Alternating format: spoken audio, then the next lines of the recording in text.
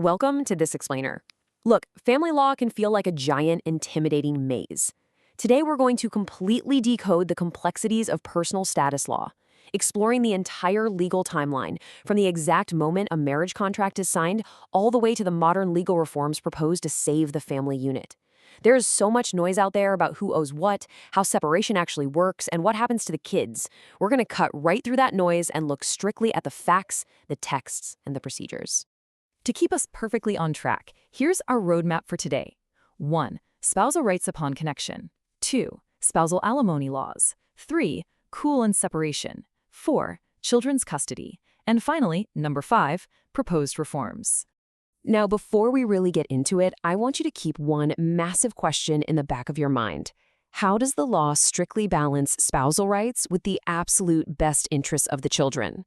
As we walk through this timeline, you're going to see that this single question is the ultimate driving force behind every legal text, every procedure, and every newly proposed reform. All right, Section 1, Spousal Rights Upon Connection, the foundation of the marital contract. Let's dive right into the absolute beginning of the relationship lifecycle. We're talking about the initial rights established the second that legal contract is signed. So this whole legal connection kicks off at age 18. According to the legal texts, this is the absolute legal minimum age for marriage. A marriage contract for anyone under this age literally cannot be officially documented, unless a court steps in and grants a very specific legally documented exception based on a highly verified assessment of what's best for the individual. Right off the bat, we hit a vital element of this contract, the dowry, or mahar. It's not just a tradition, it's a mandatory legal requirement designed to show respect and total commitment. And the absolutely crucial element here is ownership. The law explicitly states that this dowry belongs 100% to the wife, to use however she pleases. This is where you really see the law acting like a safety net. You've got the specified dowry. That's the exact cash amount mutually agreed upon and written right there in the contract. But say they forgot to write it down, or maybe they stated it incorrectly, the law steps right in with the equivalent dowry. Even if no specific sum was documented, the wife is legally guaranteed an amount estimated based on women of similar social standing and education. Basically, her right is never lost. Moving on to Section 2. Spousal alimony laws and conditions, the framework of financial obligations. Let's examine how the money works during an active marriage. This is legally known as alimony, and it covers the basics like food, clothing, housing, and medical care. So, for a wife to actually be legally entitled to this comprehensive financial support, the law lays out 4 very specific conditions. First, the marriage contract obviously has to be valid. Second, we have tafarag, which essentially means dedication to the marital home and family. Third is the physical ability for marital relations, and fourth is tamkin, meaning the wife enables the husband's lawful rights and access. Now, just looking strictly at the source texts here, alimony is definitely not unconditional. It can actually be completely suspended if a wife is legally categorized as disobedient or neshuz. A court applies this status if she leaves the marital home without a valid legal or religious excuse, locks the husband out, or travels without his permission. I should add, though, the law carefully protects her right to work or study outside the home as long as it was previously agreed upon. But, what happens when those bills aren't paid? A lot of people think you just march straight into a courtroom. No way. The legal route requires these 5 precise steps. It is mandatory to first visit the dispute settlement office. You literally can't skip this.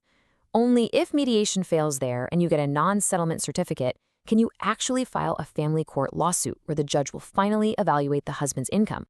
And here is a totally crucial point regarding time. If a husband ghosts on paying alimony, the wife can absolutely claim it retroactively. But, and this is a huge but, the law strictly limits this to a maximum of just 1 year prior to the exact date she files the lawsuit. Anything unpaid before that 1-year mark, it legally cannot be claimed. Okay, let's jump into Section 3, Cool and Legal Separation Procedures. This is all about navigating the end of the contract, which gets highly sensitive and is frankly often misunderstood. We're going to focus specifically on cool. You're probably wondering about this because it comes up all the time. What if the husband has moved abroad, abandoned the home, or just flat out refuses to show up to court to drag things out? Does his absence just stop the separation dead in its tracks? Well, the legal answer is a resounding yes. A judge is obligated to grant whole even in the husband's absence as long as the wife proves three specific things. She has to return the prompt dowry she received. She has to officially waive all her financial Sharia rights, like waiting period alimony. And finally, she must personally declare to the judge her explicit hatred of the marital life. Basically, she is legally trading her financial rights for an immediate separation. So how does this actually play out? It's a very strict timeline. Day 1, the lawsuit is filed. By day 15, the husband is notified. But look at this middle part. The court mandates a 30 to 60-day window purely for mediation. They bring in arbitrators from both families to try and work it out. If that completely fails, the judge issues a final divorce ruling. And get this, a Cole ruling cannot be appealed. It is completely final. Now let's flip it. What if the husband arbitrarily initiates the divorce against her will? The law actually mandates something called mut'ah. This isn't your standard alimony. It's a specific financial compensation meant to cushion the sudden hardship and pain of an arbitrary divorce. By law, it's firmly locked in at a minimum of 2 years' worth of alimony to give her a baseline of support. Which brings us to Section 4, Children's Custody and Support, protecting the most vulnerable. This is the absolute most critical phase. Once separation happens, the law shifts its entire focus to the protection of the kids. Look, no matter how messy the breakup is, the law draws a hard line here. The father is entirely on the hook for a comprehensive list of child support. We aren't just talking about groceries. It legally includes school fees, proper housing, healthcare, and, heavily importantly, a custody wage paid to whoever is actively caring for the child. All of this is calculated based on what he can actually afford. And this is where the law is completely uncompromising. Unlike a regular bank loan, child support debt literally never expires. Time doesn't erase it.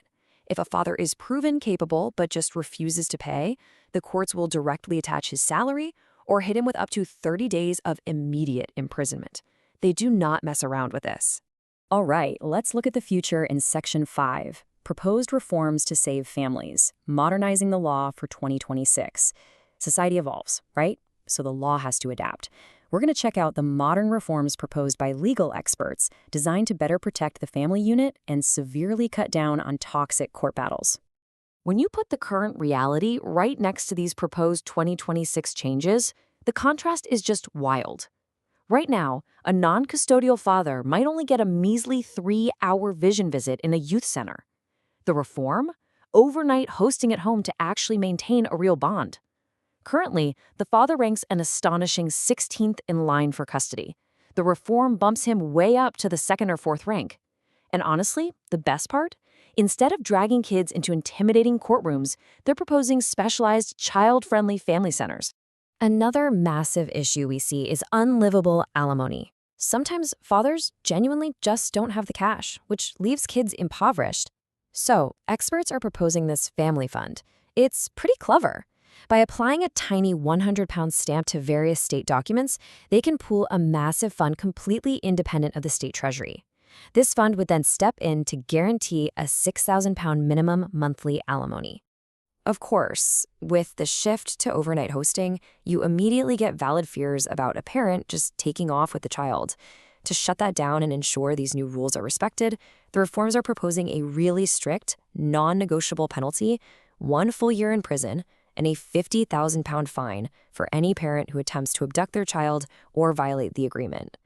So we've walked through the entire legal life cycle of a family here, from the very first signature through the messy logistics of separation, all the way to the strict rules protecting kids.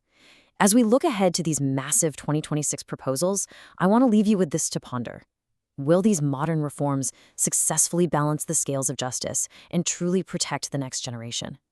Thank you so much for joining me on this explainer. Keep learning, and I'll see you next time.